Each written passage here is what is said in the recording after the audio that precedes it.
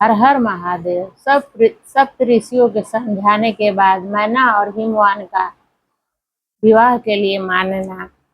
ब्रह्मा जी कहते हैं, नारद, तदंतर वशिष्ठ ने प्राचीन काल में राजा द्वारा अपनी कन्या पद्मा का पिप्पलाद के साथ विवाह करने की तथा धर्म के वरदान से पिप्पलाद के तरुण अवस्था, रूप गुण सदा स्थिर रहने वाले यौवन, कुबेर और इंद्र से भी बढ़कर धन, ऐश्वर्य, भक्ति, सिद्धि एवं समता प्राप्त करने की तथा पद्मा के स्थिर यौवन, सौभाग्य, संपत्ति एवं भर्ता के द्वारा परम गुणवान 10 पुत्रों के प्राप्त करने की कथा सुनकर कहा, शैलेंद्र, तुम मेरे कथन के सार तत्व को समझकर अपनी पुत्री पार्वती का हाथ महादेव जी के हाथ में दे दो और मैना सहित तुम्हारे मन में जो क्रोध है उसे त्याग दो। आज से 1 सप्ताह व्यतीत होने पर अत्यंत शुभ और दुर्लभ मुहूर्त आने वाला है।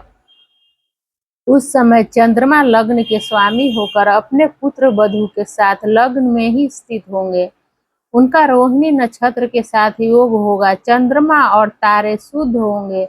मार्ग शीर्ष मास के अंतर्गत संपूर्ण दोषों से रहित सोमवार को, जबकि लग्न पर संपूर्ण शुभ ग्रहों की दृष्टि होगी, पाप ग्रहों की दृष्टि नहीं होगी तथा बृहस्पति ऐसे स्थान पर स्थित होंगे जहां से वे उत्तम संतान और पति का सौभाग्य देने में समर्थ होंगे। ऐसे मुहूर्त में तुम अपनी कन्या मूल प्रकृति ईश्वरी जगदम्बा पार्वती को जगत पिता भगवान शिव के हाथ में देकर कृतार्थ हो जाओ। ऐसा कहकर ज्ञान शिरोमणि मुनीश्वर वशिष्ठ नाना प्रकार की लीला करने वाले भगवान शिव का स्मरण करके चुप हो गए। वशिष्ठ जी की बात सुनकर सेवकों और पत्नी सहित गिरिराज हिमालय बड़े विस्मित हुए और दूसरे दूसरे पर्वतों से बोले। हिमालय ने कहा, गिरिराज, मेरु, सहगंध, मादन, मंदराचल, मैनका और विंध्याचल का आदि पर्वतेश्वरों, आप सब लोग मेरी बात सुने। वशिष्ठ जी ऐसी बात कह रहे हैं, अब मुझे क्या करना चाहिए?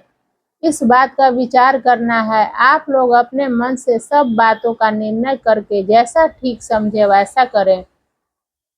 हिमाचल की यह बात सुनकर सुमेरु आदि पर्वत भली भांति निर्णय करके उनसे प्रसन्नता पूर्वक बोले। पार्वती ने कहा, महाभाग, इस समय विचार करने से क्या लाभ? जैसा ऋषि लोग कहते हैं उसके अनुसार ही कार्य करना चाहिए। वास्तव में यह कन्या देवताओं का कार्य सिद्ध करने के लिए ही उत्पन्न हुई है। इसने शिव के लिए ही अवतार लिया है, इसीलिए यह शिव को ही दी जानी चाहिए। यदि इसने रुद्र देव की आराधना की है और रुद्र ने आकर इनके साथ वार्तालाप किया है तो इसका विवाह उन्हीं के साथ होना चाहिए। ब्रह्मा जी कहते हैं, नारद, उन मेरु आदि पर्वतों की यह बात सुनकर हिमाचल बड़े प्रसन्न हुए और गिरिराज भी मन ही मन हंसने लगे। अरुंधति ने भी अनेक कारण बताकर, नाना प्रकार की बातें सुनाकर और विविध प्रकार के ऐतिहासिकों का वर्णन करके मैना देवी को समझाया। तब शैल पत्नी मैना का सब कुछ समझ गई और प्रसन्नचित हो उन्होंने मुनियों को, अरुंधति जी को और हिमाचल को भी भोजन कराकर स्वयं भोजन किया। तदंतर ज्ञानी गिरीश श्रेष्ठ हिमाचल ने उन मुनियों की भली भांति सेवा की। उनका मन प्रसन्न और सारा भ्रम दूर हो गया था। उन्होंने हाथ जोड़कर प्रसन्नता पूर्वक उन महर्षियों से कहा। हिमालय बोले, महाभाग सप्त ऋषियों, आप लोग मेरी बात सुने। मेरा सारा संदेह दूर हो गया है। मैंने शिव पार्वती के चरित्र सुन लिए। अब मेरा शरीर, मेरी पत्नी मैना, मेरे पुत्र पुत्री, रिद्धि सिद्धि तथा अन्य सारी वस्तुएं भगवान शिव की ही है, दूसरे किसी की नहीं। ब्रह्मा जी कहते हैं, नारद, ऐसा कहकर हिमाचल ने अपनी पुत्री की ओर आदर पूर्वक देखा और उसे वस्त्राभूषणों से सुशोभित करके ऋषियों की गोद में बिठा दिया। तत्पश्चात वे शैलराज पुनः प्रसन्न हो उन ऋषियों से बोले, यह भगवान रुद्र का भाग है, इसे मैं उन्हीं को दूं। दूंगा, ऐसा निश्चय कर लिया है। ऋषि बोले, गिरिराज, भगवान शंकर तुम्हारे आचक है, तुम स्वयं उनके दाता हो और पार्वती देवी भिक्षा है, जिससे उत्तम और क्या हो सकता है। हिमाचल, तुम समस्त पर्वतों के राजा, सबसे श्रेष्ठ और धन्य हो, अतः तुम्हारे शिखरों की सामान्य गति है, तुम्हारे सभी शिखर सामान्य रूप से पवित्र एवं श्रेष्ठ है। ब्रह्मा जी कहते हैं, नारद, ऐसा कहकर निर्मल अंतःकरण वाले उन मुनियों ने गिरिराज कुमारी पार्वती को हाथ से छूकर आशीर्वाद देते हुए कहा, शिवे, तुम भगवान शिव के लिए सुखदायिनी हो, तुम्हारा कल्याण हो। जैसे शुक्ल पक्ष में चंद्रमा बढ़ते हैं, उसी प्रकार तुम्हारे गुणों की वृद्धि हो। ऐसा कहकर सब मुनियों ने गिरिराज को प्रसन्नता पूर्वक फल फूल दे विवाह के पक्के होने का गूढ़ विश्वास कर लिया। उस समय परम सती सुमुखी अरुंधति ने प्रसन्नता पूर्वक भगवान शिव के गुणों का बखान करके मैना को लुभा लिया। तदंतर गिरिराज हिमवान ने परम उत्तम मांगलिक लोकाचार्य आश्रय ले हल्दी और कुमकुम से अपनी दाढ़ी मूछ का मार्जन किया।